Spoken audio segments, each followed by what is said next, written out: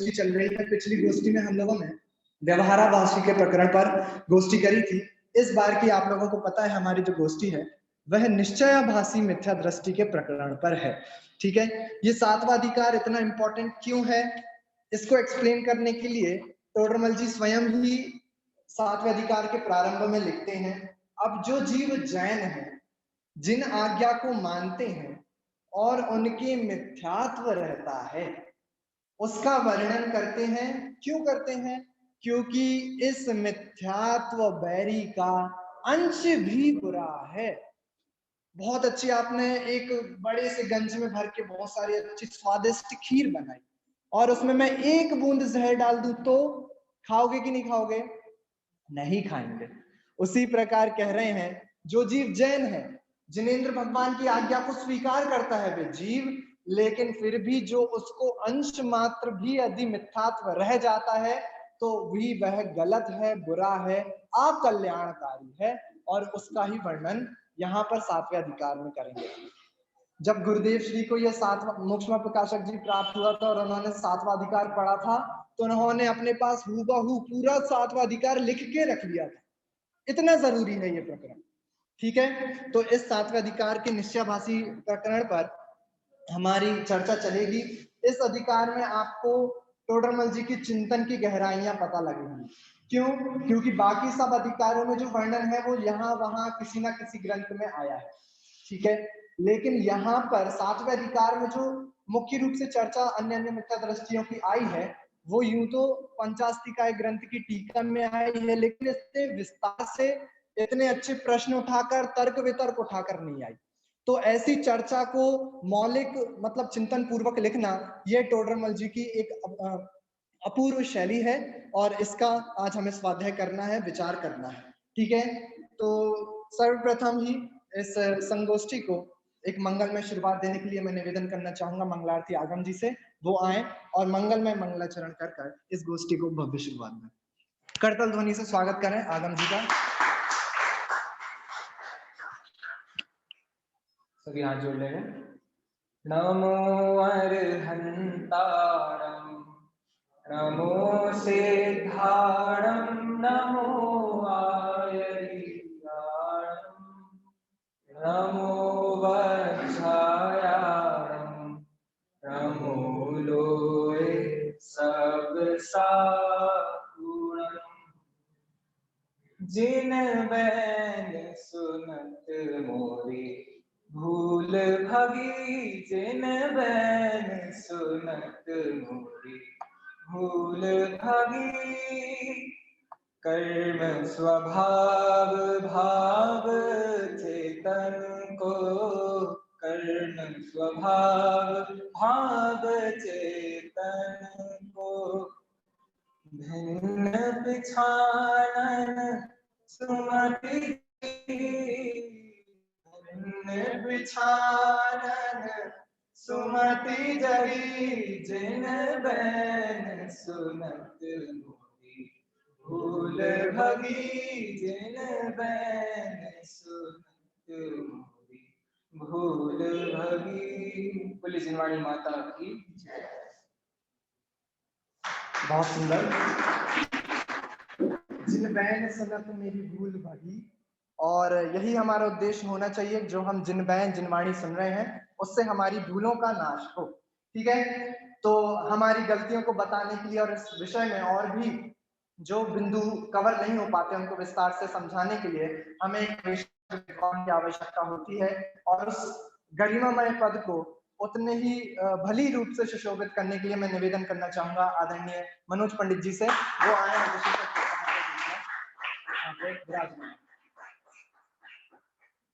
साथ ही मुख्य अतिथि के पद को सुशोभित करने के लिए मैं निवेदन करना चाहूंगा सुनील जी पोरसा जी से, वो भी आए और इस मुख्य अतिथि के पद को सुशोभित करें। जोरदार कलकत्ता से स्वागत करें।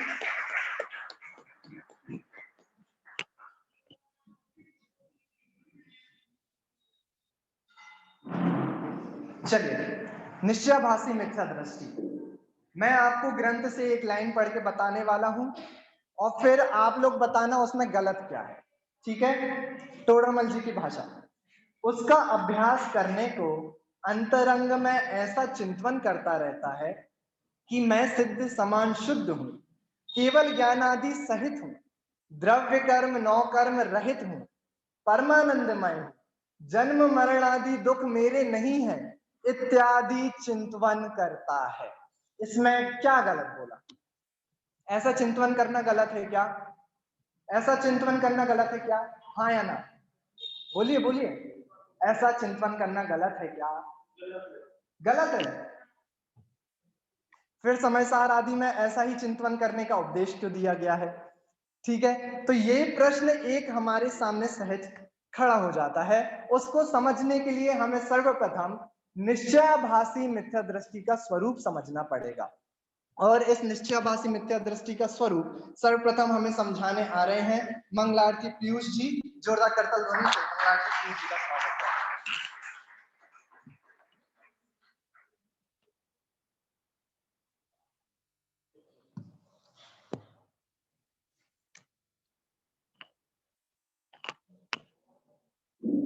ओम नमः सिद्धेभ्यः।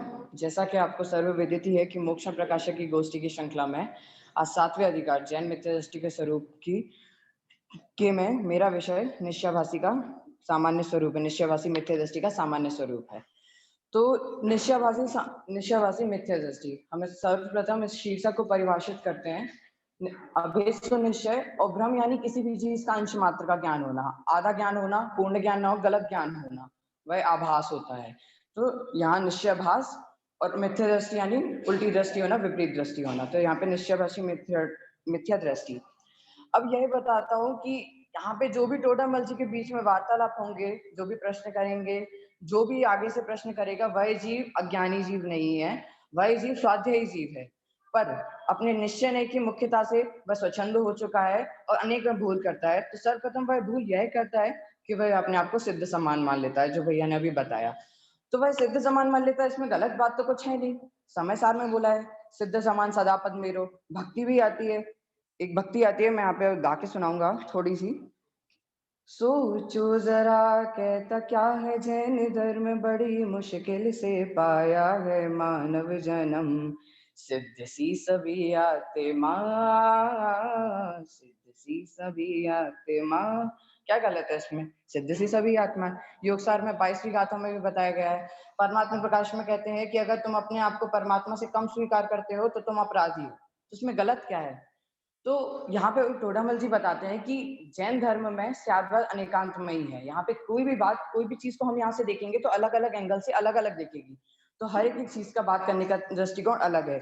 तो वही यहाँ पे एक उदाहरण के माध्यम से समझाते हैं कि जिस प्रकार राजा और रंक हैं, तो राजा और रंक मनुष्य पने तो समान है, मतलब वो दोनों मनुष्य हैं, इस पने से तो समान है, लेकिन राजा पने और रंक पने से यानी पराय पने से दोनों अलग अलग हैं। उसी प्रकार यहाँ पे कहते हैं कि संसारी और सिद्ध जीव पने से तो समान है, जीवत्व पने से तो समान है, लेकिन अगर संसारी पने से और जीवत्व पने से देखेंगे तो दोनों अलग अलग हैं।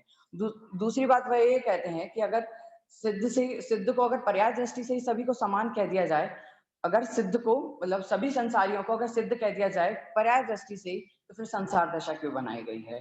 तो इस प्रकार बताते हैं कि पर्याय दृष्टि यहाँ पे सिद्ध को पर्याय दृष्टि से समान नहीं किया गया है, वो दोनों भिन्न भिन्न है। संसारी और सिद्ध पर्याय दृष्टि से भिन्न भिन्न है, द्रव्य दृष्टि से वह समान है क्योंकि वह जीवित पन्ने से समान है। इस प्रकार पहली भूल का वह निवारण करते हैं। द्वितीय भूल वह यह करता है कि अपने आप को केवल ज्ञान का सद्भाव मानता है। तो यहाँ पे प्रत्यक्ष देखा जाता है कि केवल ज्ञान तो सहायक भाव है और अतीन्द्रिय ज्ञान है, वह सिर्फ केवल ज्ञान है। और प्रत्यक्ष देखा जाता है कि हमारा ज्ञान तो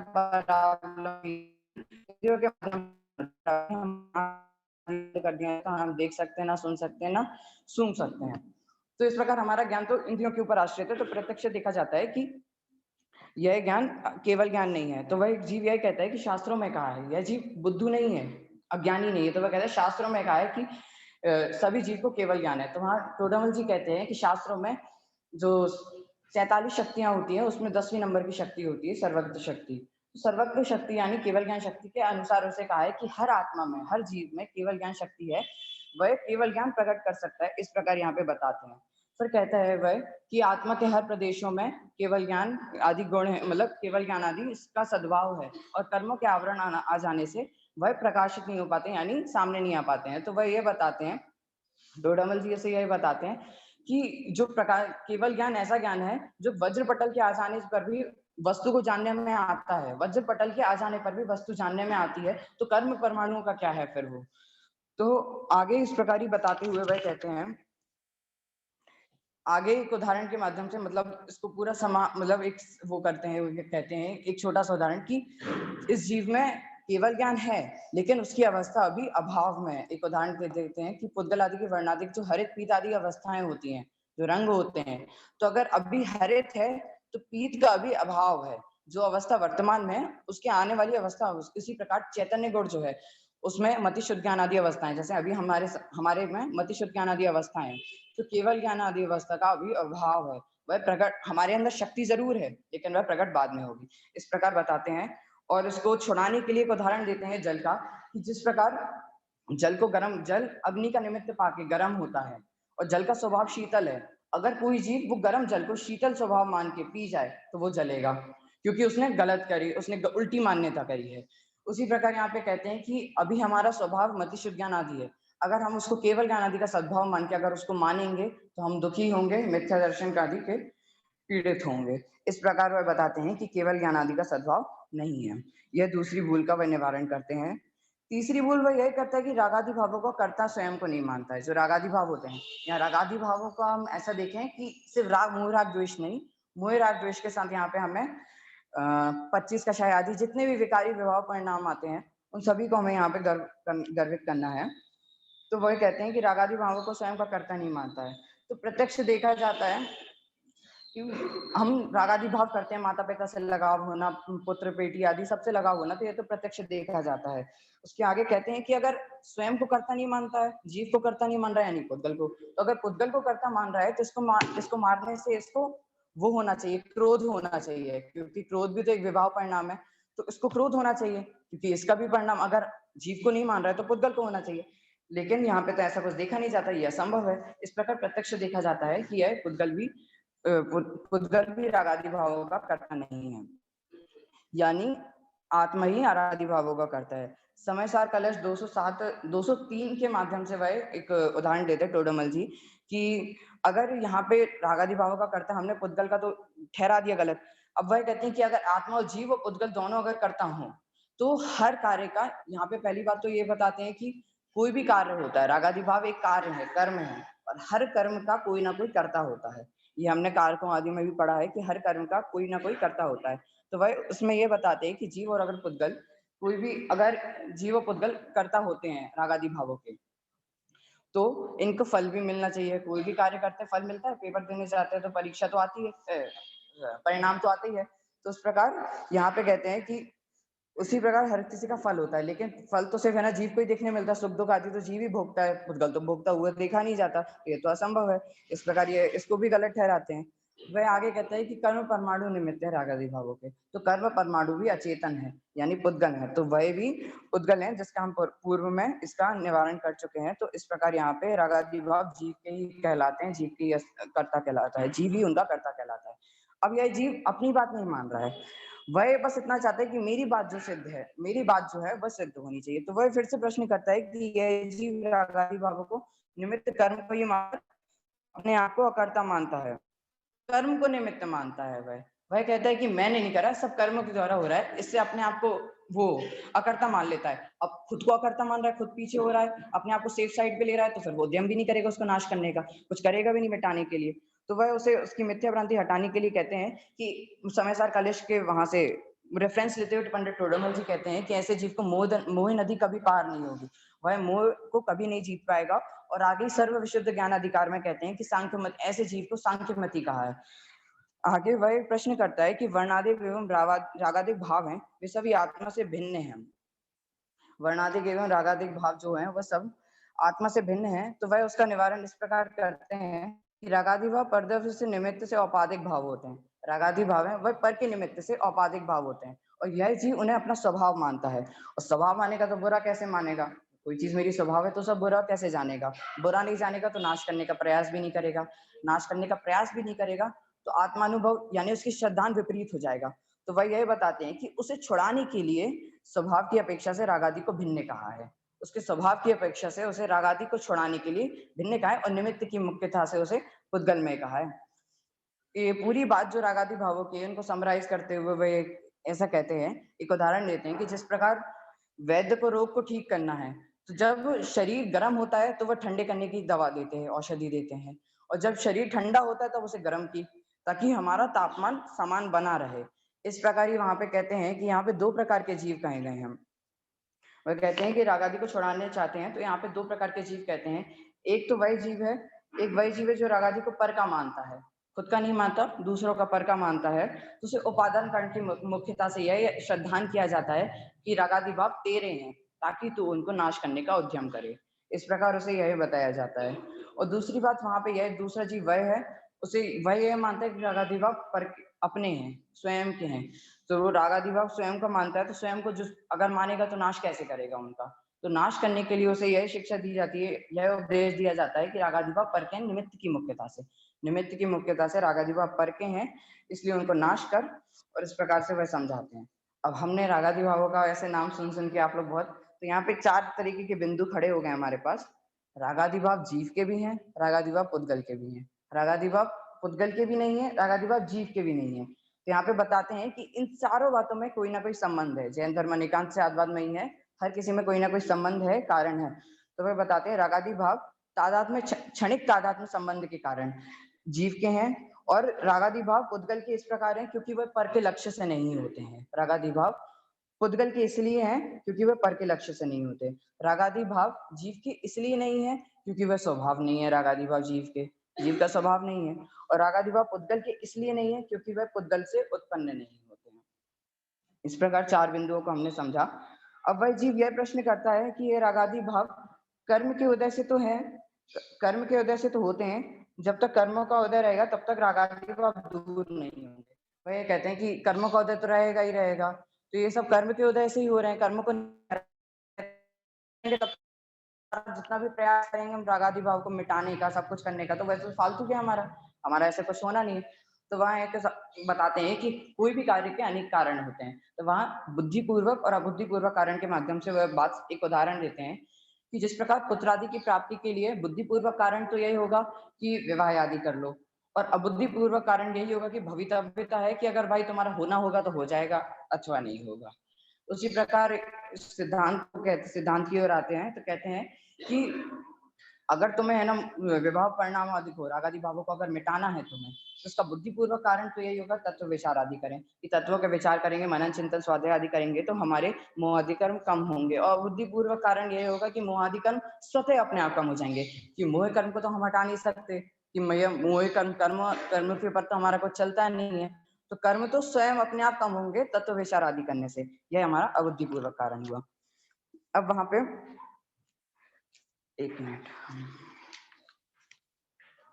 अब वही जीव यहाँ पे अगला प्रश्न यही करता है, चौथी भूल जो यही करता है, इस प्रकार हमारी आखिरी ये हमारा समझ में आता है कि रागादि भावों का किस प्रकार होगा।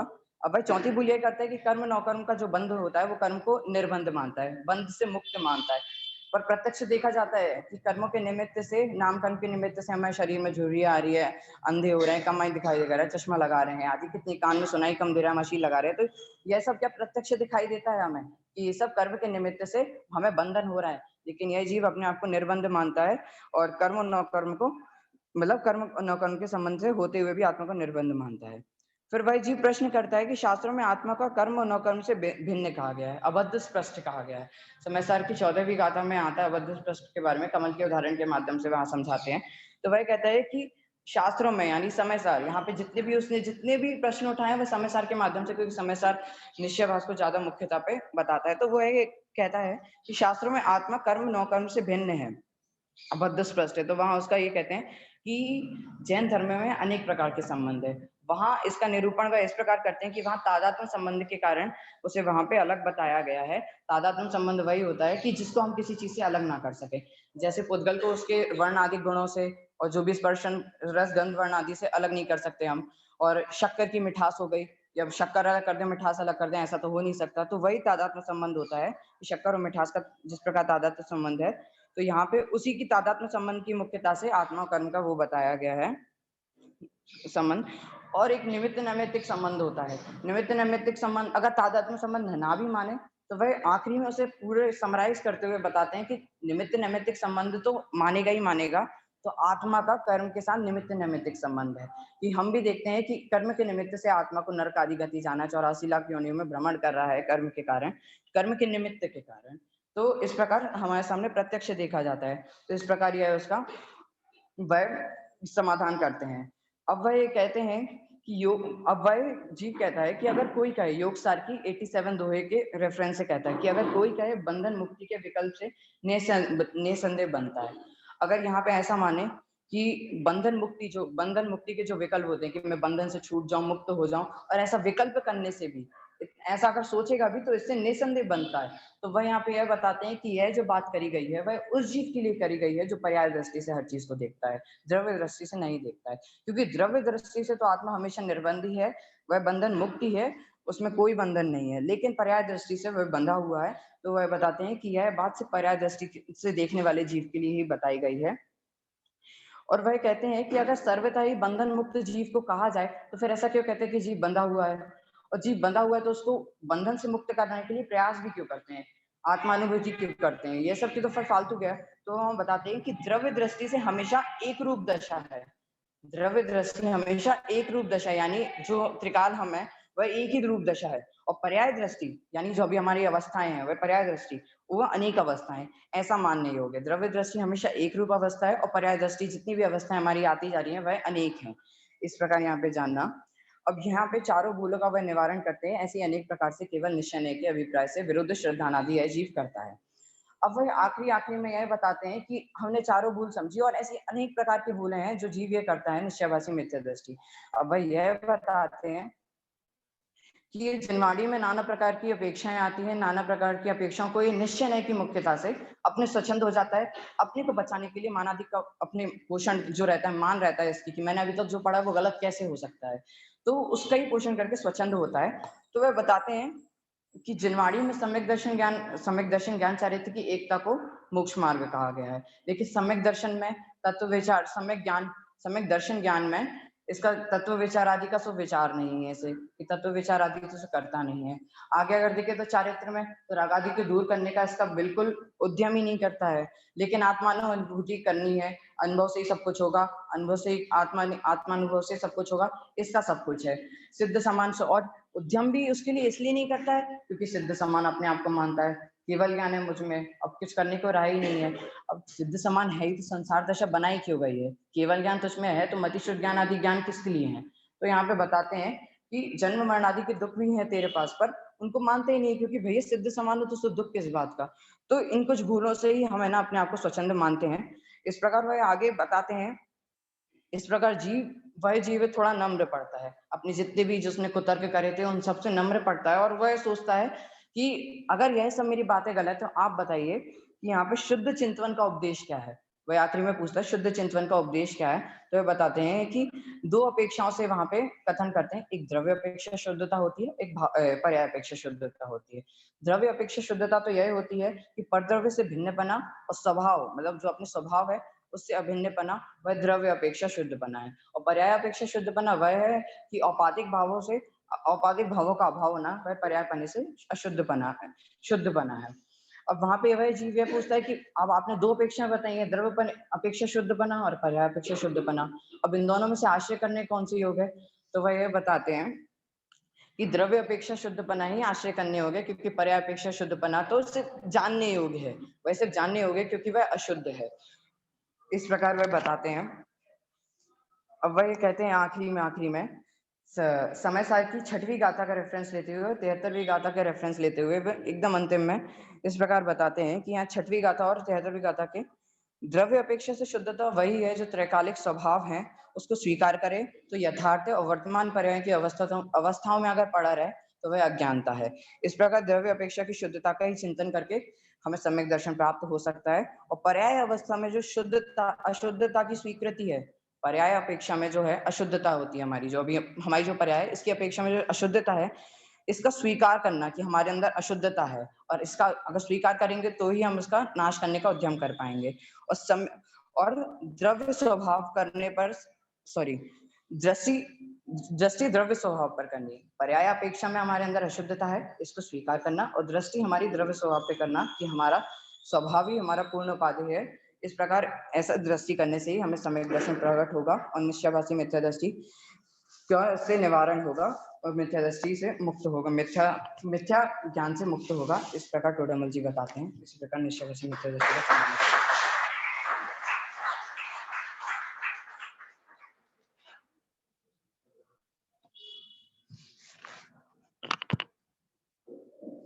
हम तो वक्ताओं को बोल देते हैं कि 5 से 7 मिनट का टाइम है आपके पास, इससे ज्यादा टाइम मत लेना, ठीक है। तो लेकिन फिर भी विषय बहुत बड़े बड़े होते हैं और उनको समराइज करने में कभी कभी बहुत दिक्कत हो जाती है, कोई बात नहीं। चलिए, तो ये जैसा कि हमने प्रथम में प्रश्न उठाया था कि भाई ऐसा चिंतन करना गलत है क्या कि मैं सिद्ध समान शुद्ध हूँ, ठीक है, केवल ज्ञान आदि सहित हूँ। ऐसा चिंतन करना गलत नहीं है, ठीक है, परंतु यह निश्चयभासी मिथ्या दृष्टि जीव गलती क्या करता है कि यह मात्र स्वयं को इसी प्रकार से स्वीकार कर लेता है, पर्याय दृष्टि बिल्कुल ही गौण कर देता है, संसार का स्वयं में अभाव मान लेता है, पर्याय में ऐसा मान लेता है कि मैं केवल ज्ञान आदि सहित हूं। लेकिन केवल ज्ञान आदि की आपको शक्ति मात्र है, ठीक है, आपको प्रत्यक्ष अभी पर्याय में केवल ज्ञान आदि प्रकट नहीं है, ठीक है। और टोडरमल जी एक बहुत अच्छी बात कहते हैं, जिनवाणी में तो नाना नयों की अपेक्षा से कहीं कैसा निरूपण किया है, यह अपने अभिप्राय से निश्चय नय की मुख्यता से जो कथन किया हो उसी को ग्रहण करके मिथ्या दृष्टि धारण करता है, ठीक है। इसको सिर्फ निश्चय नय का ही अवलंबन होता है और उसी में स्वयं के स्वरूप को मानने लगता है। अब देखिए, सिर्फ जब निश्चय नय का ही अवलंबन ले लिया तो व्यवहार धर्म वाली जितनी भी क्रियाएं थी उन सभी का वह त्याग कर देता है, उत्थापन कर देता है, ठीक है। और शास्त्र अध्ययन करना, पूजा पाठ आदि करना, ये समस्त क्रियाओं को वह गौण करने लगता है निश्चयभासी मिथ्या दृष्टि जीव। और इसी प्रकार की निश्चयभासी मिथ्या दृष्टि जीव की और भी स्वच्छंद क्रियाएं क्या हैं और उनका निषेध क्यों है, इस विषय पर और भी विस्तार से प्रकाश डालने आ रही हैं आत्मार्थी प्रगति जन। जोरदार करतल ध्वनि से प्रगति जी का स्वागत करें।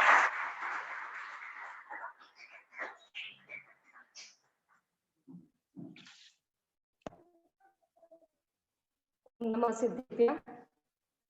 आज का मेरा विषय है निश्चयभासी की स्वच्छंदता और उसका निषेध। तो हम सबसे पहले ये जानते हैं कि स्वच्छंदता क्या होती है। स्वच्छंदता मतलब कि अपने ही अनुसार सब क्रियाएं करना, मतलब वस्तु स्वभाव का मूल रूप ना जानते हुए स्वेच्छाचरण करना, अपनी मन मर्जी से कार्य करना, ठीक है।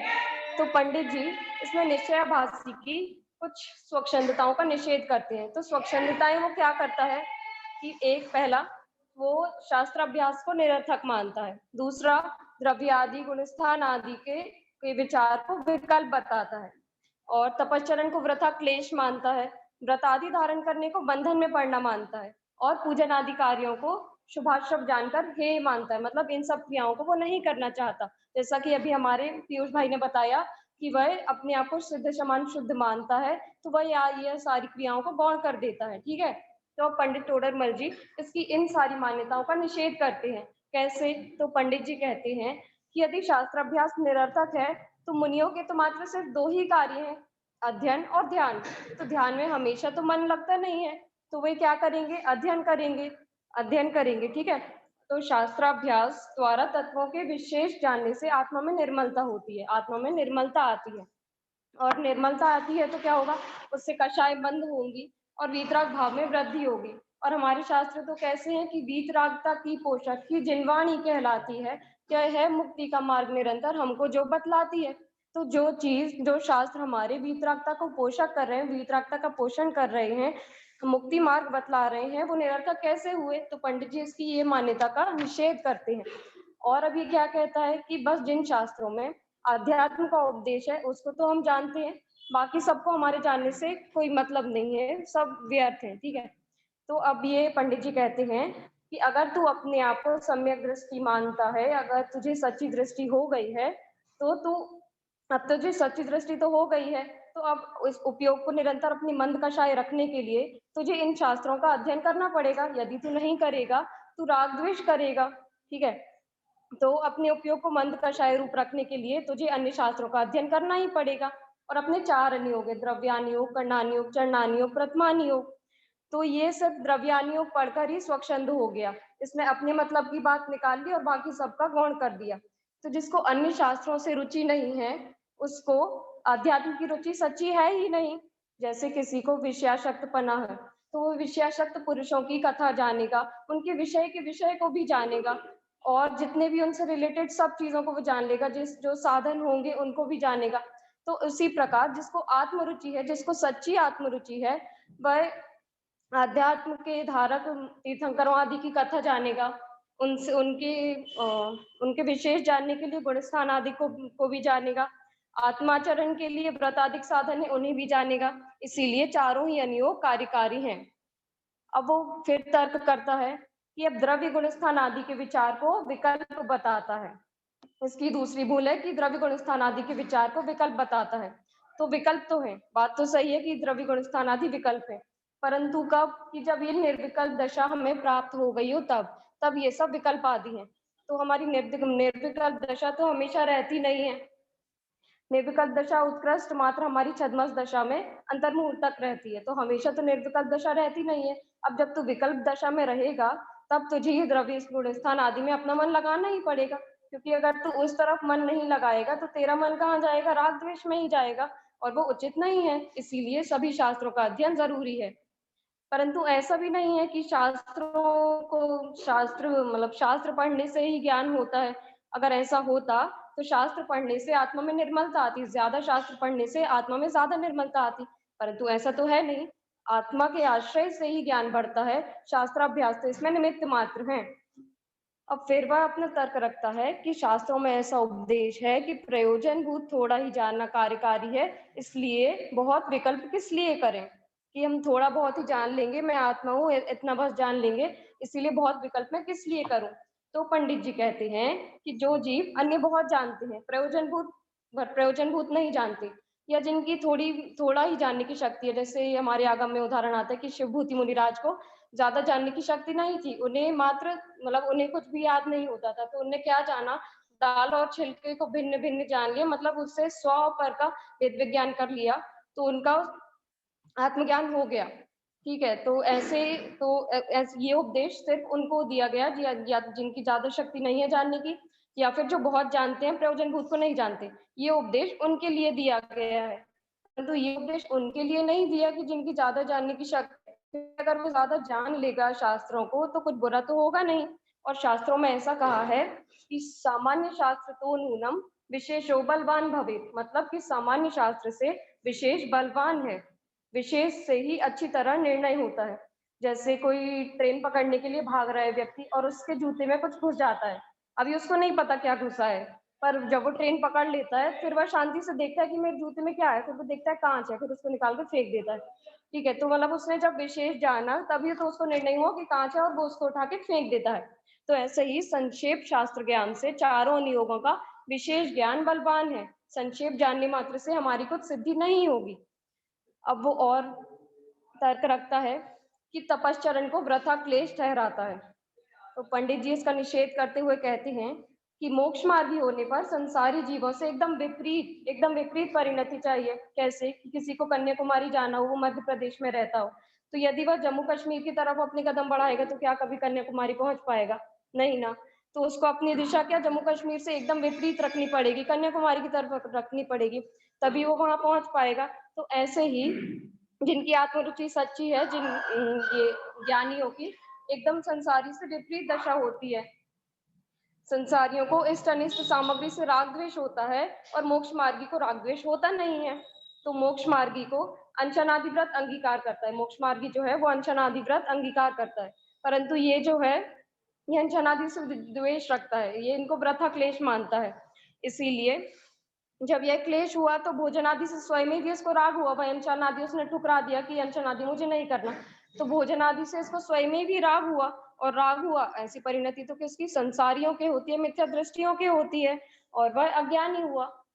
अज्ञानी क्या करते हैं, त्याग पर क्रोध करते हैं, और ज्ञानी क्रोध का ही त्याग करते हैं। तो इनकी दशा और दिशा दोनों ही विपरीत होती है, संसारियों के और मोक्ष मार्गियों के।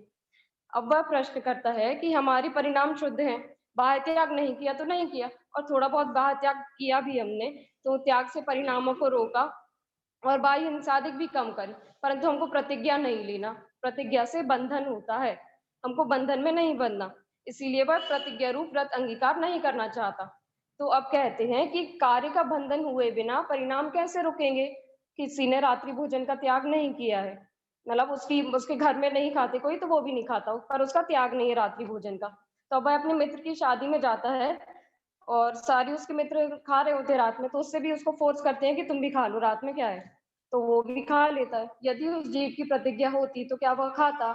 नहीं। उसने नियम लिया होता, वह अपने नियम में दृढ़ होता कि मुझे रात्रि भोजन नहीं करना, तो क्या वह रात्रि भोजन करता? नहीं। तो प्रतिज्ञा में दृढ़ता होनी चाहिए। यदि ऐसा नहीं हुआ, उसकी प्रतिज्ञा में दृढ़ता नहीं होगी, तो वो जरूरत पड़ने पर खा लेगा। इसीलिए प्रतिज्ञा ग्रहण करते हुए यह परिणाम होना चाहिए कि मरणांत होने पर भी मैं ये प्रतिज्ञा नहीं तोड़ूंगा। हमें पूर्वा भील जैसी प्रतिज्ञा होनी चाहिए कि अगर मेरा मरण सामने मुझे दिख भी रहा है, तो भी मैं अपनी प्रतिज्ञा नहीं छोड़ूं। तो प्रतिज्ञा बंधन नहीं है, बंधन से बचने के लिए हमारा सुरक्षा कवच है, वह हमें बचाएगा पाप से। और प्रतिज्ञा नहीं लेना पाप नहीं है, प्रतिज्ञा लेकर उसे भंग करना महापाप है। तो प्रतिज्ञा लेने से डरना नहीं, जितनी हमारी शक्ति है उतनी प्रतिज्ञा लेना। ऐसा भी नहीं कि हमारी शक्ति नहीं है और हम बहुत बड़ी बड़ी प्रतिज्ञाएं ले रहे हैं। अब वह पूजन आदि कार्यों को शुभाशुभ जानकर हे मानता है। तो हे तो है ये पूजन आदि, परंतु कब? जब शुद्ध उपयोग ना हो तब। जब शुद्ध उपयोग ना हो तब ये हे है। हाँ, शुद्ध उपयोग हो तब हमारी ये सब हे हैं। पर अब जब शुद्ध उपयोग नहीं है, तो उसको ये शुभ उपयोग आदि कार्य में अपना मन तो लगाना ही पड़ेगा। यदि उसका मन इन सब क्रियाओं में नहीं लगेगा, तो वह पाप में ही जाएगा, निश्चित है ये तो, कि अगर वो पूजन आदि कार्य नहीं करेगा, शास्त्र अभ्यास नहीं करेगा, तो वह पाप में ही जाएगा। इसीलिए ये सब इसके लिए जरूरी है। उससे क्योंकि मंदकषाय होती है, और ठीक है, जैसे कि रोग थोड़ा हो या बहुत हो, तो रोग तो रोग है, मतलब है ही है, रोग तो बुरा ही है। जैसे अब पर ज्यादा रोग से थोड़ा रोग अच्छा है, मतलब अगर जैसे अभी कोरोना है, तो कोरोना में सर्दी बुखार है, नॉर्मल सर्दी बुखार है, तो वो तो ठीक है, लेकिन अब जिसको ऑक्सीजन की कमी हो गई है, उससे तो ये सर्दी बुखार वाला ठीक है। तो ऐसे ही ये पूजन आदि कार्य हमें करना चाहिए। तो सारांश क्या निकला कि ये जो व्यक्ति है निश्चयाभासी मिथ्या दृष्टि, ये बहुत आलसी है, ये अपने प्रमाद को पुष्ट करना चाहता है और अपने ही अनुसार सबको परिणमाना चाहता है, और पंडित जी ने इसकी स्वच्छंदता को निषेध किया है। तो अंत में मैं इतना ही कहना चाहूंगी कि अज्ञानी सिर्फ शास्त्र को पढ़ते हैं, लेकिन विवेकी शास्त्र के माध्यम से स्वयं को पढ़ते हैं। तो हम भी स्वयं को पढ़ें। इसी प्रकार मैं अपने वक्तव्य को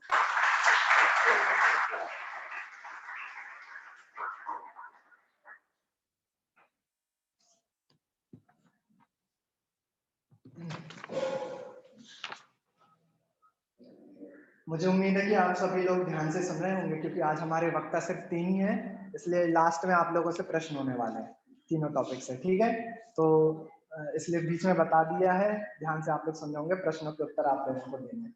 यहाँ पर इस टॉपिक में जो एक प्रमुख बात आई, वो यह आई कि यहाँ पे जीव ने प्रश्न करा कि भाई जिन शास्त्रों में अध्यात्म उपदेश है, हम तो बस उनका ही स्वाध्याय कर लेंगे, बाकी होगा अपन को काय को स्वाध्याय करना है, उससे क्या होगा, आत्म कल्याण थोड़ी होगा उससे। तो टोडरमल जी ने कितनी गजब की बात लिखी, यदि तेरी सच्ची दृष्टि हुई है तो सभी जैन शास्त्र कार्यकारी हैं, वहां भी मुख्यतः अध्यात्म शास्त्रों में तो आत्म स्वरूप का मुख्य कथन है। सो सम्यक दृष्टि होने पर आत्म स्वरूप का निर्णय तो हो चुका, तब तो ज्ञान की निर्मलता के अर्थ व उपयोग को मंद कषाय रूप रखने के अर्थ अन्य शास्त्रों का अभ्यास मुख्य चाहिए। और एक अंत में एक लाइन जोड़ते हैं, बहुत ही सुंदर, जिसको अन्य शास्त्रों की अरुचि है, उसे अध्यात्म की रुचि सच्ची नहीं है।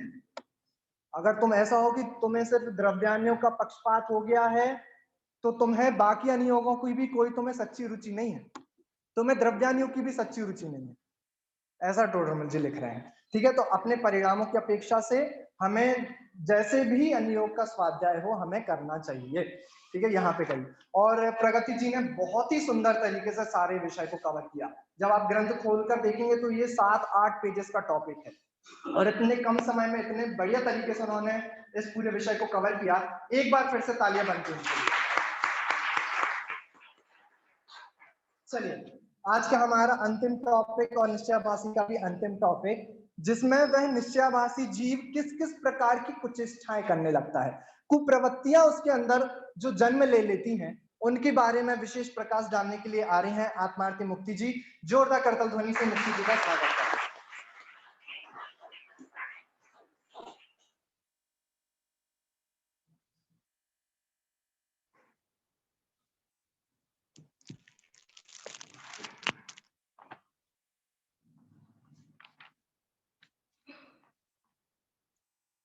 ओम नमः सिद्धेभ्यः।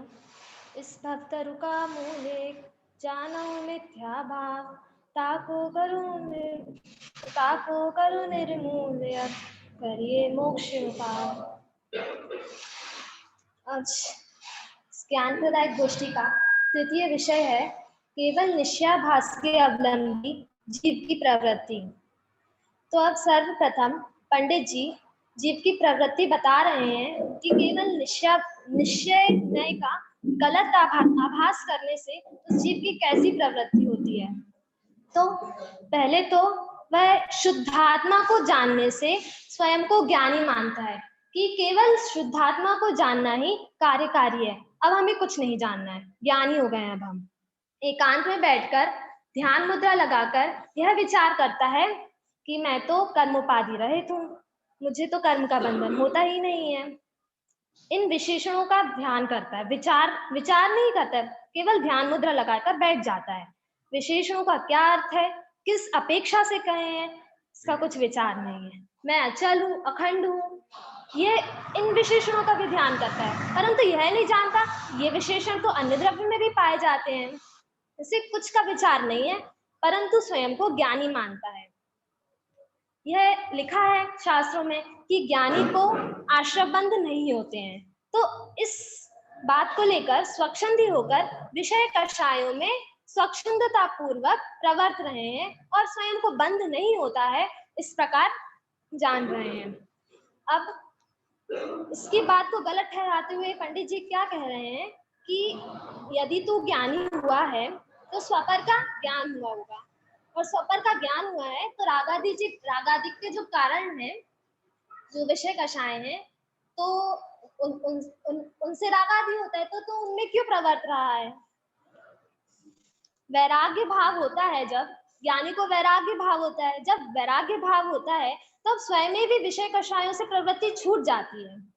फिर पंडित जी समय साजी में जो कलश है 137 इसका बताते हैं कि स्वयं में यह मैं सम्यक दृष्टि हूँ, मेरे कदाचित बंध नहीं है, इस प्रकार ऊंचा फुलाया है मुंह जिन्होंने। किन्होंने कि दो प्रकार के जीव बताए हैं, एक तो निश्चयाभासी, एक व्यवहाराभासी, कि जिन्होंने सिर्फ शुद्धात्मा को जाना है और कुछ भी नहीं करते हैं, बस मैं शुद्धात्मा हूँ, और फिर आलसी होकर निरुद्यमी होते हैं। और दूसरे कि जिन्होंने 5 समितियां बाकी सब व्यवहार आचरण सब पाल रहे हैं, लेकिन ज्ञान शक्ति के बिना है, मतलब स्वयं को नहीं जाना है। तो ये दोनों आत्मा अनात्मा के ज्ञान रहित पने से सम्यक्त्व रहित हैं। दोनों को ही आभास है कि हाँ हम तो मोक्ष मार्गी हैं, परंतु दोनों को ही आत्मा और अनात्मा का भेद विज्ञान नहीं है, इसलिए ज्ञान रहित पने से सम्यक्त्व रहित हैं। यहाँ तक तो अब पंडित जी ने जीव की प्रवृत्ति बताई। अब यहाँ से पंडित जी प्रश्नोत्तर शैली शुरू कर रहे हैं, ऊहापोह कर रहे हैं कि हमें विषय अच्छे से समझ आए, हमारी गलतियां निकले। तो पंडित जी अब जो जीव है वह स्वयं को क्या बोलते हैं ज्ञानी मान रहा है, सम्यक दृष्टि मान रहा है। तो अब पंडित जी से प्रश्न करते हैं कि यदि तुम ज्ञानी हो, तुम्हें पर को पर रूप जान रहे हो और स्व को स्वरूप जान रहे हो, मतलब पर को पर रूप जान रहे हो, मतलब परद्रव्य को जानते हुए भी उनमें राग आदि नहीं कर रहे हो। तो लेकिन रागादि के जो कारणभूत विषय कषाय हैं उनमें तो तुम्हारा प्रवर्तन हो रहा है, तो वह किस प्रयोजन से कर रहे हो। जब तुम ज्ञानी हो चुके हो तो विषय कषायों में प्रवर्तन किस प्रयोजन से कर रहे हो। तो अब वो जो निश्चयाभासी जीव है वह कहे कि हम तो मोह के उदय से हमें रागादि उत्पन्न हो रहे हैं, हम तो कर नहीं रहे हैं, और पूर्व में जो भरतादि हुए हैं उनके भी विषय कषाय में प्रवृत्ति देखी जाती थी, लेकिन वे तो सम्यक दृष्टि थे। तो उसका उत्तर पंडित जी देते हैं कि यह सत्य बात है कि मोह के उदय से राग आदि होते हैं, परंतु बुद्धिपूर्वक, ज्ञानी जीवों के बुद्धिपूर्वक, इच्छा पूर्वक, अभिप्राय से राग आदि के जो निमित्त विषय कषाय हैं उनमें प्रवर्तन नहीं होता है। और तुम तो अपनी इच्छा पूर्वक अभिप्राय से कर रहे हो और कह रहे हो हम तो ज्ञाता दृष्टा हैं। और रही बात भरतादि की, तो भरतादि के जैसा अभिप्राय रहता था विषय कषाय में प्रवृत्ति करते हुए भी जैसा अभिप्राय रहता था वैसा तो तेरा अभिप्राय है नहीं। तो उन उदाहरणों से जब तू अपनी स्वच्छंद प्रवृत्ति कर रहा है तो उससे आश्रव बंध ही होगा, महाआश्रव बंध होगा, संवर निजरा तो दूर की बात। फिर इसलिए पंडित जी क्या कह रहे हैं कि अभिप्राय से कर्ता होकर करे और ज्ञाता रहे, है तो बनता नहीं है। और रागादि बुरे हैं, अहितकर है, ये तुझे ज्ञात ही नहीं है, इसलिए तो बोल रहा है मोह आदि के निमित्त से हो रहा है, हम तो कर नहीं रहे, हो रहे हैं तो होने दो। मतलब राग आदि को बुरा नहीं जान रहे हो तो उनके नाश का भी उपाय क्यों करोगे? नाश का उपाय नहीं कर रहे हो मतलब तुम सम्यक दृष्टि नहीं हो, तुम्हें अभी सच्चा यथार्थ ज्ञान नहीं है। जब राग आदि को बुरे जानेंगे तब उनको छोड़कर, अशुभ को छोड़कर शुभ में प्रवर्तेंगे, फिर शुभ को भी हे जानकर हमें शुद्ध भाव में प्रवर्तना चाहिए। फिर कितने ही जीव यह मानते हैं कि अशुभ में तो क्लेश होता है तो व्यापार आदि छोड़ दिया है, फिर शुभ हे है इसलिए शास्त्राभ्यास भी नहीं करते हैं, लेकिन अभी उनको शुद्ध भाव भी प्रकट नहीं हुआ है, लेकिन शास्त्राभ्यास को निरर्थक मान रहे हैं, नहीं करते क्योंकि वो शुभ है। तो शुभ अशुभ तो छोड़ दिया है और शुद्ध भाव में लगे नहीं है, तो आलसी और निरुद्यमी हो रहे हैं। किस प्रकार? पंचास्ती कायजी में आता है कि जैसे खीर और शक्कर खा लिए और फिर आलसी हो गए हैं, वृक्ष जैसे निरुद्यमी है वैसे ही वे भी निरुद्यमी पड़े हैं बस। फिर पंडित जी अब उनसे प्रश्न पूछते हैं निश्चयाभासी जीव से कि शुभ अशुभ को तो छोड़ दिया जान के कि अशुभ जो है वो क्लेश का कारण है, शुभ भी है, तो अब जो उपयोग है वो बिना आलम्बन के रहता नहीं है, तो आपका उपयोग कहाँ लग रहा है, अब कहाँ रहता है? तो वह कहे कि हमारा उपयोग तो आत्मा का चिंतन करने में रहता है। तो फिर पंडित जी पूछते हैं कि पहली बात, आप शास्त्राभ्यास को शुभ मानते हो, उसको विकल्प ठहराते हो, तो आप शास्त्राभ्यास के द्वारा आत्मा का चिंतन नहीं कर रहे हैं। दूसरी बात कि अब आप जो आत्मा के विशेषण है उनका चिंतन कर रहे हो, तो सामान्यता जो आत्मा के विशेषण है उनका बहुत समय तक कोई विचार नहीं कर सकता, कोई चिंतन नहीं कर सकता। छद्मस जीव है ना, भी उपयोग इतनी देर तक नहीं ठहर सकता, एक ही चीज को बारंबार चिंतन करने में उपयोग नहीं ठहरता है। जो गणधर आदि देव हैं वे भी जब उनका उपयोग नहीं रहता स्थिर तो फिर वो शास्त्राभ्यास आदि कार्य में प्रवर्तते हैं, तो आपका उपयोग उनसे भी ज्यादा शुद्ध रहा जो आप शास्त्राभ्यास आदि नहीं कर रहे हो और शुभ अशुभ को छोड़ दिए हो, तो फिर आपका कहना प्रमाण नहीं है, पंडित जी कह रहे हैं। फिर पंडित जी क्या कह रहे हैं कि सोना सा होकर प्रमादी होने का नाम शुद्ध उपयोग ठहराता है, प्रमादी होने को शुद्ध उपयोग ठहराता है। जब कुछ नहीं कर रहे, अब हमें कुछ कषाय नहीं हो रही है, जब अनुकूल चीजें रहती है तब कषाय नहीं हो रही है, क्रोध आदि नहीं हो रहा है, मेन चीज तो क्रोध आदि नहीं हो रहा है, तो उसे निकषाय बताता है, उसे शुद्ध उपयोग बताता है। अब यहाँ 4 एग्जाम्पल लिए कि जैसे कोई जीव आलसी होकर पड़ा है तो अब उसे सुख हो रहा है कि हम तो बस कुछ काम नहीं करना है, वैसे ही आनंद इसको हो रहा है। जैसे कोई जीव स्वप्न में स्वयं को राजा मान ले और सुखी हुए, वैसे ही यह भ्रम से स्वयं को सिद्ध समान शुद्ध मान रहा है और आनंदित हो रहा है। जैसे कोई जीव कहीं रति मानकर सुखी होता है, वैसे ही यह जीव कुछ विचार आदि कर कि मैं आत्मा हूँ, शुद्ध आत्मा हूँ, आनंद का स्रोत हूँ, इस प्रकार स्वयं को अनुभव जनित आनंद होता है ऐसा मानता है। और फिर कहीं जिस प्रकार किसी को कहीं अरति होती है तो वहां से उदास हो जाता है, वैसे ही यह जीव को व्यापार आदि पुत्र आदि को खेद का कारण जानता है और उनसे उदास हो जाता है, तो उसे वैराग्य मानता है। जबकि यह है क्या? राग द्वेष का भाव है। राग द्वेष, जहाँ राग द्वेष पूर्वक उदासीनता को सच्ची उदासीनता नहीं कहते हैं, जहाँ वीतराग भाव हो, समभाव हो, राग और द्वेष रहित भाव हो, वहां उसे सच्ची उदासीनता कहते हैं। वह ज्ञानी जीवों को चारित्र मोह की हीनता पर प्रकट होती है।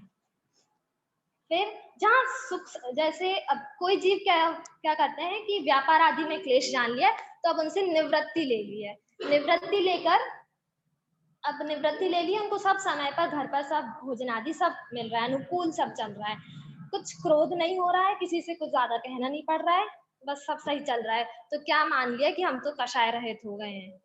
तो पंडित जी क्या कह रहे हैं कि जहां सुख सामग्री को छोड़कर दुख सामग्री का संयोग होने पर संक्लेश ना हो, राग द्वेष उत्पन्न ना हो, तब नहीं कषाय भाव होता है। फिर बताते हैं कि जैसे वेदांती और सांख्य मती होते हैं, केवल शुद्धात्मा का श्रद्धान ज्ञान करने को ही केवल सम्यक दर्शन जानते हैं और सब निरर्थक है, हमें कुछ नहीं जानना है, गुण स्थान आदि का विचार है, अन्य द्रव्यों का जो विचार है आत्मा को छोड़कर वह सब अशुद्ध भाव है, ऐसे होते वेदांती और सांख्य मती। तो तू भी उन्हीं के प्रकार प्रवृत्ति कर रहा है। फिर अब पंडित जी ने कह दिया कि परद्रव्य को जानो या स्वद्रव्य को जानो, राग रहित होकर जानोगे, वीतरागता सहित जानोगे तो संवर निर्जरा होगी। परद्रव्य को जानने से राग नहीं होता है, द्वेष नहीं होता है। तो अब प्रश्न क्या करते हैं शिष्य कि परद्रव्य का चिंतन करने से छद्मस्त को तो आश्रवबंध होता है, ज्ञानी की बात करिए, मतलब जो भगवान हो गए उनको नहीं होता होगा, लेकिन छद्मस्त जो जीव है उनको तो होता होगा आश्रवबंध परद्रव्य का चिंतन करने से। सो भी नहीं है, क्यों? क्योंकि जो मुनिराज है, महामुनि है, उनके तो छह द्रव्य के जो गुण द्रव्य पर्याय है, द्रव्य गुण पर्याय, उनका चिंतन चलता है। और जो अवधि ज्ञान मन पर्याय ज्ञान है, उनमें तो परद्रव्य को जानने की विशेषता है। अब दूसरी बात क्या कही कि जैसे जो चौथे गुण स्थान में है वह आत्मा को ही जान रहा है, आत्मा का ही श्रद्धान कर रहा है, अपने में ही लीन है, लेकिन उसके आश्रवबंध अधिक देखा जाता है और गुण श्रेणी निर्जरा नहीं होती। और जो पांचवें छठवें गुण स्थान वर्ती हैं, उनके आहार करते समय भी और परद्रव्य का चिंतन करते समय भी आश्रवबंध थोड़ा देखा जाता है और गुण श्रेणी निर्जरा देखी जाती है। तो परद्रव्य या स्वद्रव्य का जो रिलेशन है वह वीतरागता से नहीं है, वह राग और द्वेष से नहीं है। परद्रव्य राग नहीं कराते हैं, ऐसा बताना चाह रहे हैं पंडित जी। तो वह फिर से प्रश्न पूछता है, उसे ये बात अंदर नहीं बैठ रही कि परद्रव्य का चिंतन करने से भी राग द्वेष क्यों नहीं हो रहा है। तो वह फिर से प्रश्न पूछ रहा है कि हाँ, तो बहुत विकल्प होते हैं, परद्रव्य का चिंतन करने से बहुत विकल्प होते हैं, तो अनुभव दशा में नए प्रमाण निक्षेप और दर्शन ज्ञान आदि का निषेध क्यों किया है।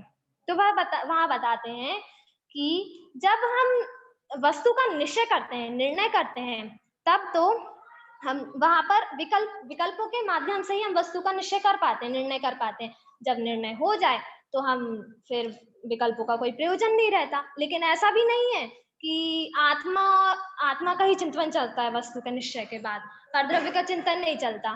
चिंतन तो चलता है परंतु वीतरागता सहित चलता है। फिर वह प्रश्न पूछता है कि परद्रव्य के चिंतन में बहुत विकल्प हुए, फिर निर्विकल्प संज्ञा किसे कह रहे हो। तो बता रहे हैं कि निर्विचार होने का नाम निर्विकल्प नहीं है। छद्मस्त के जो जानना होता है, छद्मस्त जीव जो भी जानता है विचार सहित होकर जानता है, उसे हम विचार को ही विकल्प नहीं कह रहे हैं। वो निर्विकल्प दशा में भी विचार होकर जान रहे हैं, विचार से ही जान रहे हैं सब कुछ। अगर विचार ऐसा नहीं मानेंगे तो उनके ज्ञान का अभाव होगा, ज्ञान का अभाव होगा तो फिर जड़पना हो जाएगा और फिर आत्मद्रव्य की सत्ता ही नहीं रही।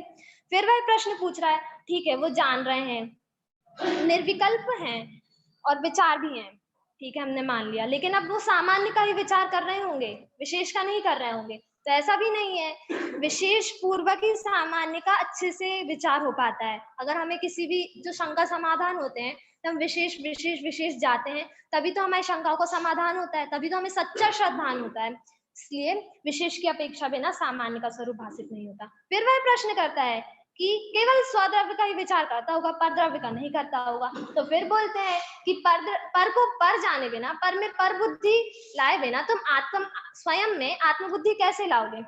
हमें यह नहीं पता कि हमारा घर यह है, तो दूसरे घरों को हम पर कैसे जानेंगे। जब हम यह जानते हैं कि मैं हूं, तो हम यह भी तो जानते हैं कि बाकी सब मैं नहीं हूं, तो उसमें पर का चिंतन इंक्लूड हुआ ना। तो फिर बताते हैं जो जीव है वह समझ नहीं पा रहा है कि विकल्प किसे कहते हैं। तो पंडित जी बताते हैं कि राग द्वेषवश किसी गेय को जानने में उपयोग लगाना और किसी गेय को जानने से छुड़ाना उसका बारंबार उपयोग को भ्रम आना उसका नाम विकल्प है। और निर्विकल्प दशा किसे कहते हैं? वीतराग रूप। क्या वीतराग रूप होकर जिसे जानते हैं उसे यथार्थ जानते हैं, अन्य अन्य गेय को जानने के अर्थ उपयोग को भ्रमाते नहीं है, वहां निर्विकल्प दशा होती है। अब इसको विकल्प और निर्विकल्प का असली अर्थ बता दिया, फिर वह अभी भी उसे बात अंदर नहीं बैठ रही है। फिर प्रश्न करता है कि परद्रव्य छुड़ाने परद्रव्य से छुड़ाकर अंदर में उपयोग लगाने का उपदेश क्यों दिया, जब परद्रव्य से राग आदि नहीं होते तो बताते हैं कि जैसे कोई स्त्री है, अब विकार भाव से वह पराये घर जाती है तो उससे कहते हैं कि उधर मत जाओ, इधर ही बैठे रहो। वैसे ही जो परिणति है वह विकार भाव से, राग द्वेष भाव से अगर पर में जाती है, पर को जानती है, तो फिर उससे कहते हैं कि पर में नहीं जाओ, स्वरूप में जाओ। अगर कोई स्त्री अविकार भाव से किसी पराये के घर जाती है तो कोई दोष नहीं है। वैसे ही अगर वीतराग परिणति राग द्वेष के बिना परद्रव्य को जानती है तो कोई दोष नहीं है। फिर से वह प्रश्न करता है कि यह परद्रव्य छुड़ाकर स्वरूप में उपयोग लगाने का उपदेश किस लिए दिया? अब जैसे जो निचली अवस्था वाले जो जीव हैं उनको क्या होता है कि परद्रव्य को उनका उपयोग इतना स्थिर नहीं है, इसलिए कहते हैं कि परद्रव्य से दृष्टि हटा लो, तो परद्रव्य को जानोगे नहीं तो उनसे राग द्वेष भी नहीं होगा। फिर ये तो निचली अवस्था की बात हो गई। फिर वह कहता है कि महामुनि के भी परिग्रह आदि का त्याग होता है, तो वह क्यों करते हैं फिर परिग्रह आदि का त्याग? तो बोलते हैं कि अगर विकार रहित स्त्री कुशील के कारण किसी के घर नहीं जाती है, वैसे ही वो जो वीतराग परिणति है कि उन्हें किसी भी प्रकार जिस प्रकार से राग द्वेष छूटे, उस जो भी कारण है राग द्वेष के, उनका त्याग कर देते हैं। वह भी इसी उदाहरण से प्रश्न करता है कि स्त्री प्रयोजन जानकर पिताजी के घर जाती है, और जब प्रयोजन नहीं होता तो किसी के जिसके घर नहीं जाती है। वैसे ही वीतराग परिणति प्रयोजन भूत तत्वों को जानने में लगती है, 7 तत्वों को, लेकिन जो अप्रयोजन भूत गुण स्थान है उनका विचार क्यों करे? तो फिर बताते हैं कि तत्वों को जानने के लिए ही, तत्वों को अच्छे से जानने के लिए, उनके विशेषता जानने के लिए हमें गुण स्थान आदि का विचार करना पड़ता है। उसको अच्छे से जानने के लिए, उसको मन में बैठाने के लिए, सच्चा श्रद्धान करने के लिए गुण स्थान आदि का विचार जरूरी है। जैसे शीलवती स्त्री उद्यम पूर्वक तो किसी विट पुरुष के घर जाती नहीं है, अब कुछ जबरदस्ती हो तो चली भी जाए तो लेकिन उधर पर कुशील नहीं करती है।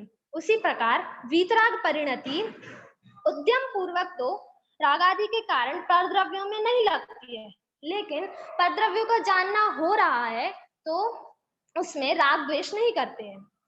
जब मुनि रहते हैं, वो ध्यान कर रहे हैं, तो किसी स्त्री ने उपसर्ग किया, तो ऐसा नहीं है कि वो उसको जानते नहीं है और सिर्फ केवल अपने आत्मा में लीन है, वो उसको जानते हैं लेकिन उसमें राग आदि नहीं करते हैं। फिर वह प्रश्न करता है कि परद्रव्यों को जानने से अगर राग द्वेष नहीं होते हैं तो केवल आत्मा का श्रद्धान ज्ञान आचरण सम्यक दर्शन ज्ञान आचरण क्यों कहा? आत्मा का श्रद्धान ज्ञान आचरण सम्यक दर्शन ज्ञान आचरण क्यों कहा? तो फिर बताते हैं कि अनादि से हम पर को आपरूप जान के ऐसा ही श्रद्धान कर रहे हैं, ऐसा ही ज्ञान कर रहे हैं और ऐसा ही आचरण कर रहे हैं। हमें स्वयं को स्वयं जानकर कि मैं आत्मा हूँ, परद्रव्य मैं नहीं हूँ, यह शरीर मैं नहीं हूँ, ऐसा जानकर श्रद्धान ज्ञान आचरण करना है। ऐसा करने पर परद्रव्य से राग द्वेष छूट जाएगा और उसको जानने पर भी हमें राग द्वेष नहीं होगा। फिर पंडित जी अब सबका निचोड़ निकाल कर कह रहे हैं, इसलिए बहुत क्या कहें, जिस प्रकार से रागादि मिटाने का श्रद्धान हो वही श्रद्धान सम्यक दर्शन है, जिस प्रकार से रागादि मिटाने का जानना हो वही जानना सम्यक ज्ञान है, जिस प्रकार से रागादि मिटे वही आचरण सम्यक चारित्र है। ऐसा ही मोक्ष मार्ग मानना योग्य है। तो 7वें अधिकार का नाम क्या है? जैन मिथ्या दृष्टियों का विवेचन। तो हम जैन हैं, हम अपनी भूलों को जानें और राग आदि मिटाने का उपाय करें, इसी मंगल भावना से।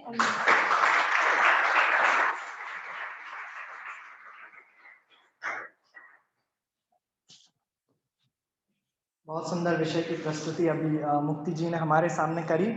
उन्होंने निश्चयवासी जीव की जो नाना प्रकार की प्रवृत्तियां चल रही हैं उसके बारे में हमें बताया। जो मुख्य रूप से एक बात आई होगी जो अपन ने स्टार्टिंग में पढ़ी, मुक्ति जी ने एक बात बताई कि यह जो जीव होता है वो ऐसा एग्जाम्पल देता है कि आप हमें अकेले क्यों टोक रहे हो, जो भरत वगैरह थे चक्रवर्ती, वो भी तो विषय कषाय वगैरह का पोषण करते थे, है ना, तो आप हमें अकेले क्यों बोलते हो। तो टोडरमल जी ने उसको तुरंत डांटा, बोला भाई तुम्हें उनका अभिप्राय पता है क्या, यदि तुम भरत आदि का उदाहरण देकर, क्या लिखा, तू उनके उदाहरण से स्वच्छंद होगा तो तुझे तीव्र आश्रव बंद होगा। तुम्हारे जैसा ही सवाल एक और व्यक्ति ने करा था भरत जी से, उन्होंने उसके गर्दन पे तलवार रखवा दी थी, पता है ना, दीपक वाला एग्जाम्पल, है ना। तो यदि तुम उनके उदाहरण देकर यदि तुम स्वच्छंद होगे तो तुम्हें तीव्र आश्रव बंद होगा।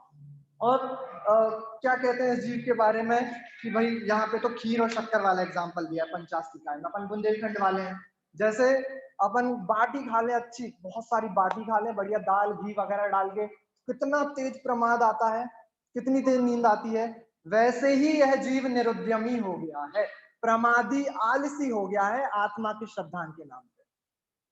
कहता है कि मुझे ध्यान हो रहा है और बाहर में विषय कषाय आदि बराबर चल रहे हैं, तो काय का ध्यान हो रहा है, ठीक है। और सब बातों का निचोड़, जैसा कि मुक्ति जी ने भी बताया था, टोडरमल जी 3 लाइनों में कहते हैं हमारे जीवन का सूत्र बन जाना चाहिए।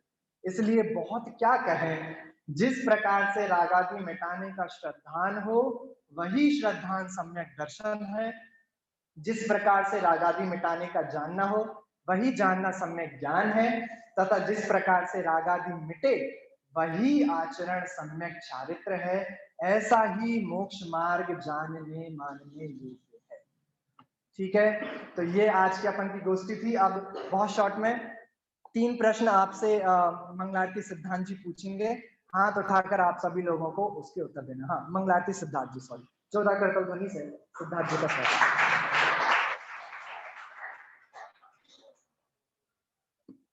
ओम नमः सिद्धेभ्यः।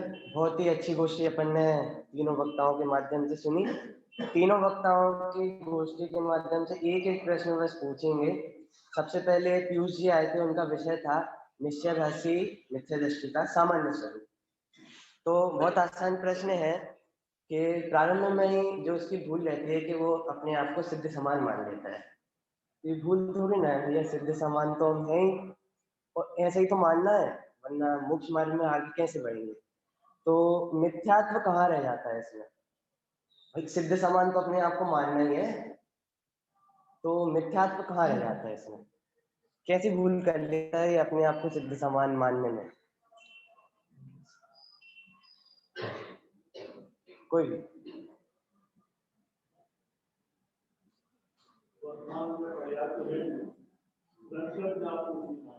हाँ, बहुत बढ़िया।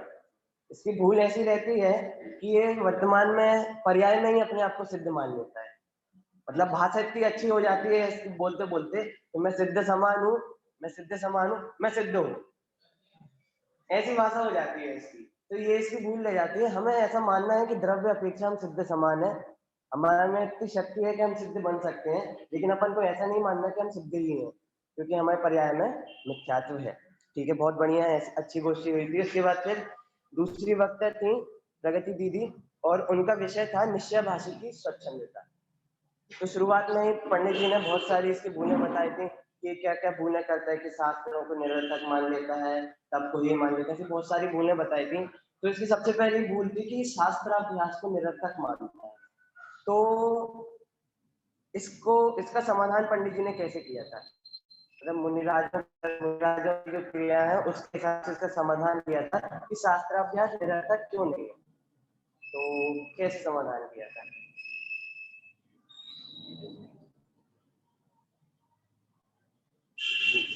कोई और?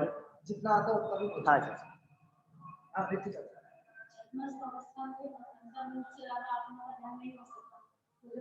वो ये मान के चलेगा मैं उनके समय 24 घंटे आत्मा का ध्यान तो गलत है। जब वो आत्मा का ध्यान नहीं करेगा तो वो क्या करेगा, जब वो कषाय में अच्छा रहेगा। हाँ, बहुत बढ़िया, बहुत बढ़िया, एकदम परफेक्ट उत्तर दिया है। देखो मुनिराज जी है ना, तो उनका इतना लगातार ध्यान नहीं हो सकता कि हमेशा ही ध्यान करते रहे। तो उनका भी जब ध्यान से बाहर चित्त आता है तो उनके लिए सबसे उत्कृष्ट क्रिया यही है कि शास्त्राभ्यास करेंगे। यदि शास्त्राभ्यास नहीं करेंगे तो क्या करेंगे कि अशुभ भावों में जा सकता है। तो अशुभ भावों में परिणाम न जाए इससे उत्कृष्ट है, उत्तम है कि शास्त्राभ्यास में ही रहे और शास्त्राभ्यास से ही परंपरा से वितराग भावों की वृद्धि होगी और शुद्धोपयोग में आगे प्रबलता आएगी। ठीक है, ये दूसरा क्वेश्चन है, बस अंतिम क्वेश्चन है। जो तीसरी वक्ता थी मुक्ति जी, उनका विषय था केवल निश्चयाभास के अवलंबी जीव की प्रवृत्ति। तो बहुत मतलब अच्छा विषय रहा उसमें पूरा। उसमें से प्रश्न ये है कि वहां पे पंचास्तिका जी से एक उदाहरण दिया था, अभी अंतेश भैया ने अंतिम में बताया था। तो उदाहरण तो ऐसा था कि जैसे भैया ने बुंदेलखंडियों का उदाहरण दिया कि बहुत सारी बाटी खा के निरुद्यमी हुए हैं, आलसी हुए हैं। ग्रंथ में उदाहरण आया था कि खीर शक्कर खाकर आलसी हुए हैं, या फिर एक और उदाहरण था कि वृक्ष की जैसे निरुद्यमी हुए हैं। प्रश्न ये है कि उदाहरण किसके लिए दिया?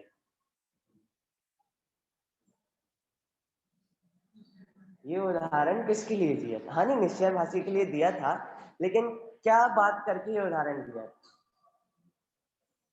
कैसी प्रवृत्ति रहती है निश्चयाभासी की, उसके लिए उदाहरण दिया था। हाँ चाची।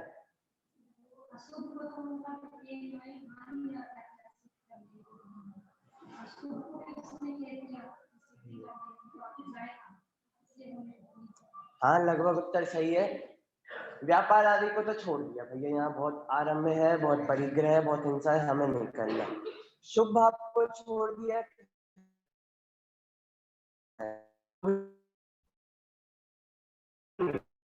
अशुभ छोड़ दिया, शुभ छोड़ दिया। हाँ वही तो शुद्धोपयोग हो नहीं रहा, शुद्धोपयोग है नहीं। तीनों भाव छोड़ दिए, ये हो गया निरुद्यमी आलसी। इसके लिए उदाहरण दिया था कि जैसे खीर शक्कर खाकर कोई निरुद्यमी हो जाता है, या फिर बाटिया खाकर कोई निरुद्यमी हो जाता है, या फिर वृक्ष की तरह कोई निरुद्यमी खड़ा है, वैसे ही ये निरुद्यमी हो गया है, आलसी हो गया है। ऐसी निश्चयभासी की प्रवृत्ति होती है और ऐसी प्रवृत्ति हमें छोड़नी है। इस अध्याय में अपनी ही गलतियां हैं पूरे में, तो अपन को अपनी गलतियां निकालनी है और उनको सुधारने का पूरा प्रयास करना है। ऐसी मंगल धन्यवाद सिद्धार्थ जी। अब मैं बिना किसी देरी के आदरणीय मनोज पंडित जी से निवेदन करूंगा कि वो भी आए उस विषय पर प्रकाश करें। जोरदार तालियां बजाकर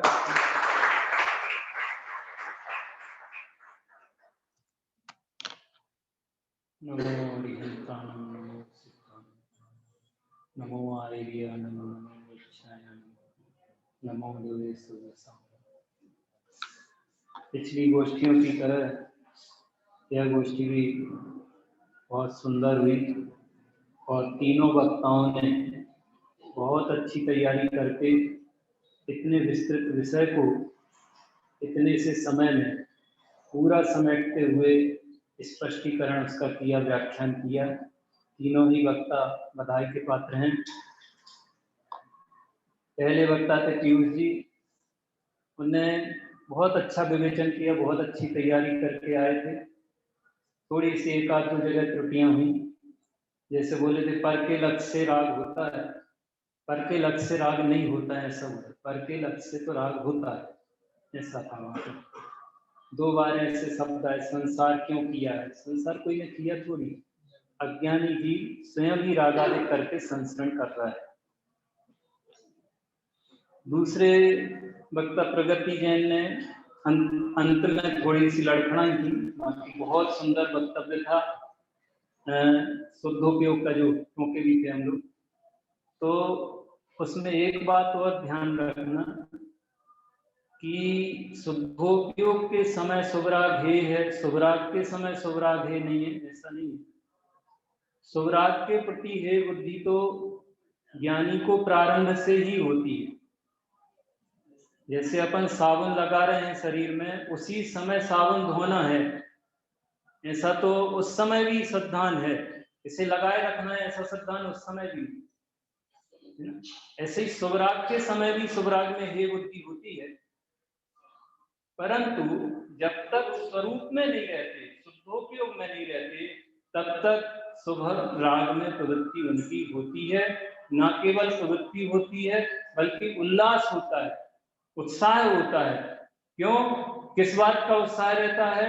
कि संक्लेश के स्थानों से बचे, स्थान के राग से बचे, और किनके पास आए कि जो भगवंत हमें अंदर जाने की प्रेरणा कर रहे हैं, जो जिनवाणी माता हमें अंदर जाने की प्रेरणा कर रही है उसके पास आए हैं। इसलिए सुराग होता है, उस काल में भी हे बुद्धि रहती है, अंदर जाने की ललक रहती है, जा नहीं पाते, ये उनकी कमजोरी है।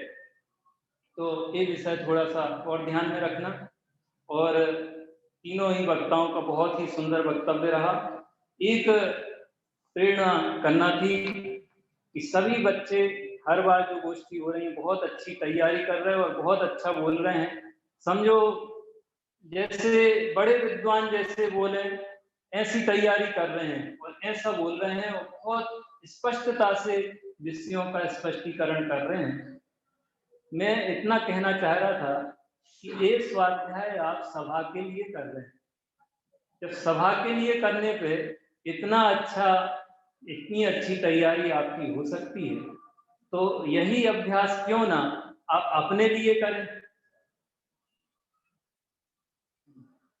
क्या है, अब आपने सभा के लिए किया तो आपको ये अमुक विषय दिया, आपने उसकी स्टडी कर ली और सबको समझा दिया, परंतु पढ़ने लायक तो पूरा विषय है, पूरा मोक्षण प्रकाशक पढ़ने लायक है, पूरा समय सार जी पढ़ने लायक है, पूरा प्रवचन सार जी पढ़ने लायक है।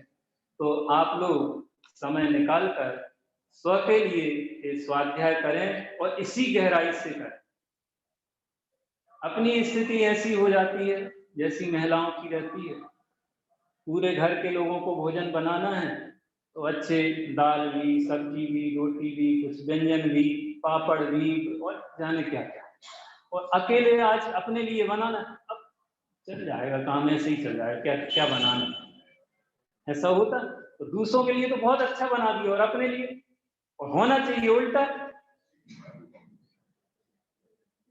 क्या अपने लिए अच्छी तैयारी करो, क्योंकि इस तैयारी से हम इस संसार सागर से फिर सकते हैं, इस संसार रूपी भयंकर वन से निकल सकते हैं। इतना अच्छा शिवोपम पाया आपने। और जो बुजुर्ग लोग बैठे वे आप लोगों को देखकर अंदर में सोचते होंगे काश हमको भी ऐसा अध्ययन करने मिला होता। पूछ लेना हमें भी ऐसा अध्ययन करने मिला होता जैसा आप लोगों को मिला है, तो ये आपकी समझो बहुत स्वर्णिम अवसर आपकी लाइफ में आया है। और इतना अच्छा वर्षों सुनने पे भी इतनी तैयारी नहीं हो पाती है, इतनी स्पष्टता नहीं आ पाती तत्व के संबंध में, इसलिए आपको ये समझो गिफ्ट मिली है, तो इसको सदुपयोग करते हुए अपने जीवन को आनंदमय बनाने के लिए स्वाध्याय में बहुत गहराई से जुड़ें।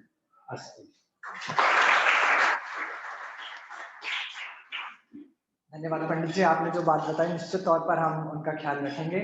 अंत में हमारे मुख्य अतिथि आदरणीय सुनील अंकल जी से भी निवेदन करूंगा कि वो भी हमें आशीर्वचन प्रदान करें। करतल ध्वनि से आदरणीय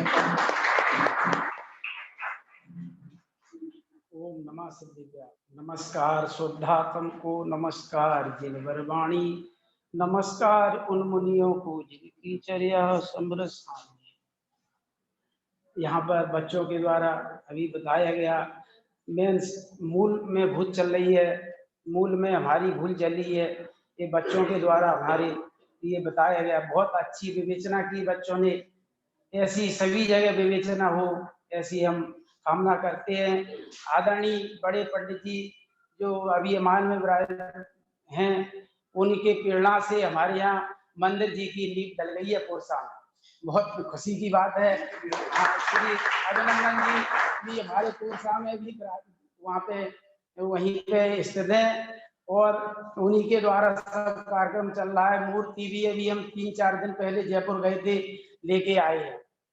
बहुत अच्छा कार्यक्रम चल रहा है और आगे मंदिर की प्रेरणा उन्हीं के द्वारा धीरे धीरे बन के तैयार होगा और इसी भावना से सभी जी मोक्ष मार्ग में लगे, ऐसी मेरी मंगल भावना। इसी प्रकार हमारी भी यदि कोई भी ऐसी भूल, ऐसी मिथ्यात्वपना यदि हमारे अंदर पनपता हमें दिखे, तो हमें निश्चित तौर पर यह प्रयास करना है कि हम उन मिथ्यात्व भावनाओं को जड़ मूल से विनाश करें और अपने कल्याण में अग्रसर हों। इसी मंगल भावना से आज की गोष्ठी यहीं पर समाप्त करी जाती है। बोलिए श्री मंदिर भगवान की जय हो।